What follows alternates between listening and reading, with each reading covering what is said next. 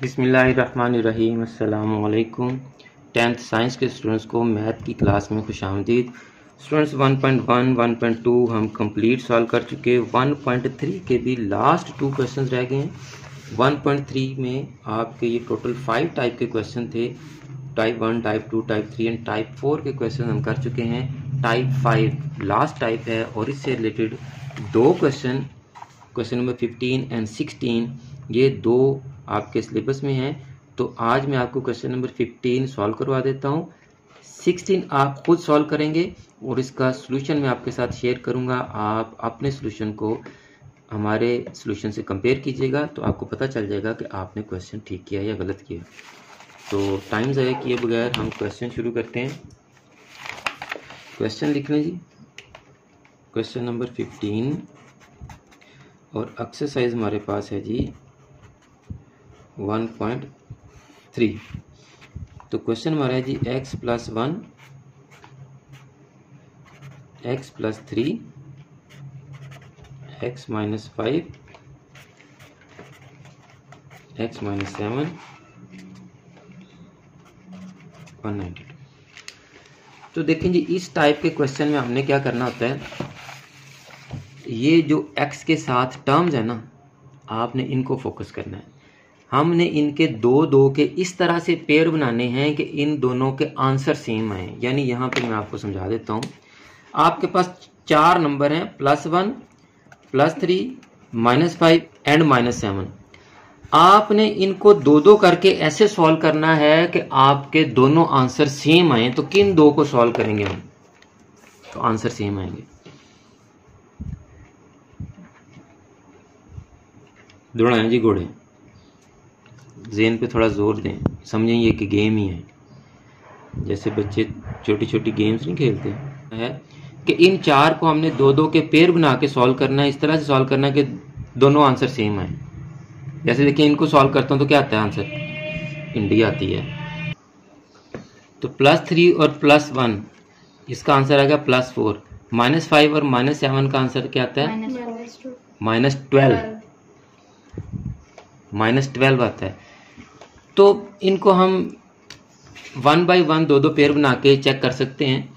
लेकिन मैं आपको बता देता हूँ, +1 और -5 को अगर हम सॉल्व करें, +1 और -5 और +3 और -7 को अगर सॉल्व करें तो ये -4 और इसका भी आंसर -4। तो समझ आ गई कि क्या कहना चाह रहा हूँ मैं, कि आपने इनको इस तरह से सॉल्व करना है कि इनके आंसर इक्वल आए।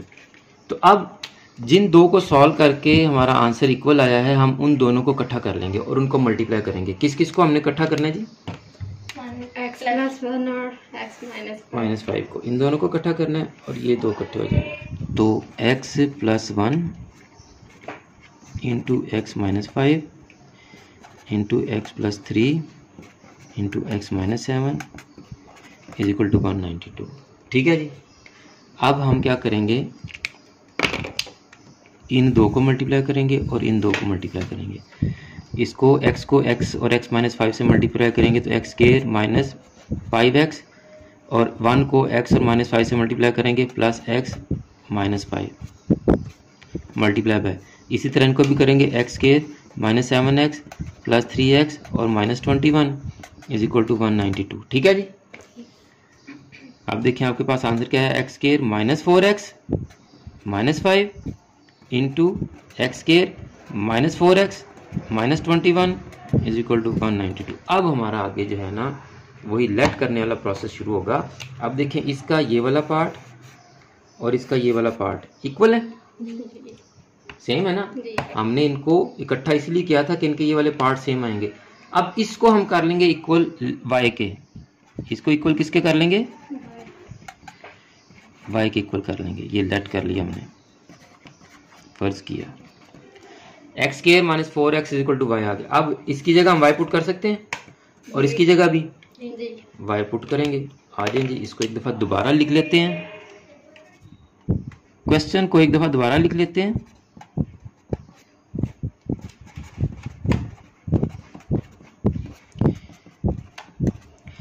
अब हमने क्या करना है, इसकी जगह क्या पुट करेंगे, तो ये हमारा क्या बन जाएगा, y minus 5 वेरी गुड। इसकी जगह पुट करेंगे, y minus 21 very good, is equal to 192। अब आप जब इनको आपस में मल्टीप्लाई करेंगे तो आपकी क्वाड्रेटिक इक्वेशन बन जाएगी। तो ये क्या आएगा जी, Y square minus 21y minus 5y और माइनस माइनस प्लस 21 5 105। इसको भी इधर लें, माइनस 192 इज इक्वल टू 0। तो ये आपके पास आएगा जी वाई स्केयर माइनस 26y और 192 में से 5 माइनस करो जी 87 जी माइनस 87 इज इक्वल टू 0। तो ये आपकी क्वाड्रेटिक इक्वेशन बन गई है। अब हम इस क्वाड्रेटिक इक्वेशन को सॉल्व करेंगे। जो y के दो आंसर आएंगे हम उन दोनों को यहाँ पुट करेंगे और अगेन क्वाड्रेटिक इक्वेशन बन जाएगी। फिर वहाँ से आप x के दो आंसर आराम से फाइंड आउट कर सकते हैं। तो अब आप देखें 87 किसी पर डिवाइड नहीं होता तो इसकी पेयरिंग नहीं हो सकती। तो हम यहाँ पे कौन सा जो मेथड है वो अप्लाई कर लेंगे जी, क्वाड्रेटिक फार्मूला वाला। तो उसके लिए ज़रूरी है कि आप इसको कंपेयर करें स्टैंडर्ड फॉर्म से। तो यहाँ हम चूंकि y है वेरिएबल हमारा, तो स्टैंडर्ड फॉर्म भी y में लिख लेंगे, plus b y plus C is equal to 0। तो अब आपके पास a की वैल्यू क्या आ गई जी 1, b की वैल्यू क्या आ गई माइनस 26 एंड c की वैल्यू क्या आ गई 87। तो अब हम न्यू पेज ले लेते हैं जी, यहाँ पे आ जाए जी, फार्मूला अप्लाई करें।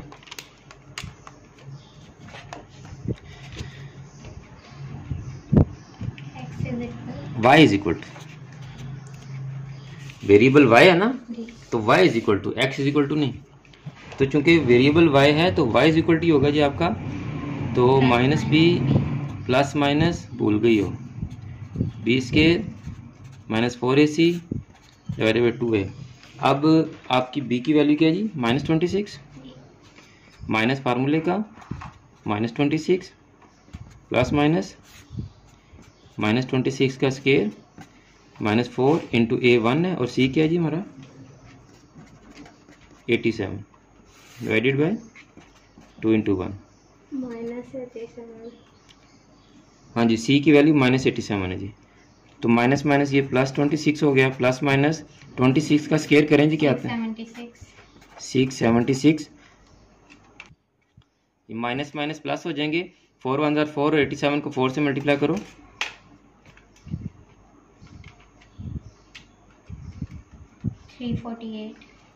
348 डिवाइडेड बाय 2। अब आप 676 और 348 को प्लस करें,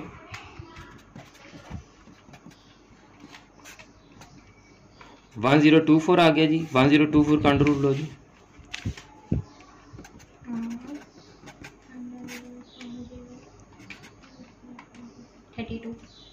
32। तो अब हम इसको एक दफ़ा करेंगे 26 प्लस 32 डिवाइडेड बाई 2 और 26 माइनस 32 डिवाइडेड बाई 2। 26 प्लस 32 कितना आ गया जी 58 ही आएगा ना, डिवाइडेड बाई 2 और 58 को 2 पे डिवाइड करो 29 जी। 26 में से 32 माइनस करो तो माइनस 6 जी। तो दूसरा आंसर आ गया -3। अब ये आपके y के दो आंसर आ गए हैं, y इज इक्वल टू जी, y is equal to y is equal to y is equal to. अब ये जो y के दो आंसर आए हैं, नया पेज पकड़ें जी, ये तो 4 पेजेस पे जाएगा क्वेश्चन, इसीलिए कभी ये बोर्ड में नहीं आया। तो हम उसको इस अपनी लेट की हुई इक्वेशन में पुट करेंगे, दोनों को। दो आंसर मैं इधर लिख लेता हूँ, y is equal to 29 and y is equal to -3।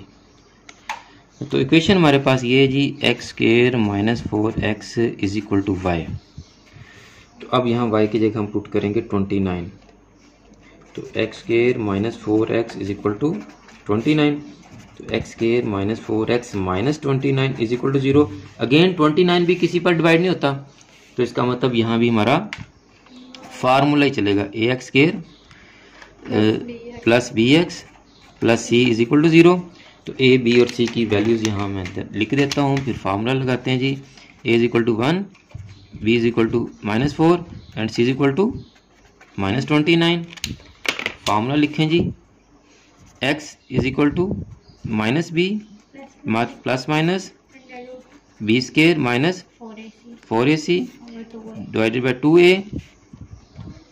तो माइनस बी की वैल्यू क्या है -4 प्लस माइनस -4 का square -4 into 1 into -29 divided by 2 into 1 minus और माइनस +4 प्लस माइनस -4 का स्केयर क्या आएगा जी 16 माइनस माइनस प्लस 4 1 4 और 29 को 4 से मल्टीप्लाई करें 116 डिवाइडेड बाय 2 4 प्लस माइनस 16 और 116 को ऐड करें जी 132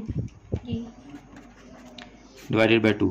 अब देखें 132 का जो है वो आपका अंडर रूट कंप्लीट नहीं आएगा तो, लेकिन हमें इसमें से कुछ ना कुछ कॉमन निकालना है, इसलिए हम 132 की जो है वो फैक्टराइजेशन करेंगे। 2 पर डिवाइड किया 2 6 12 और 2 6 12, 2 पर डिवाइड किया तो 33 और ये 33 बच गया। अब ये आपके पास आ गया 2 का स्केयर इंटू 33, तो इसका क्या मतलब हुआ कि आपके पास 4 प्लस माइनस 2 इंटू 33 आ जाएगा जी ये अंडर रूट। ठीक है, 2 की पावर 2 और जिसकी पावर 2 होती है वो अंडर रूट से बाहर आ जाता है, तो 2 अंडर रूट से बाहर आ गया, 33 अकेला है तो ये अंडर रूट के नीचे रहेगा +2।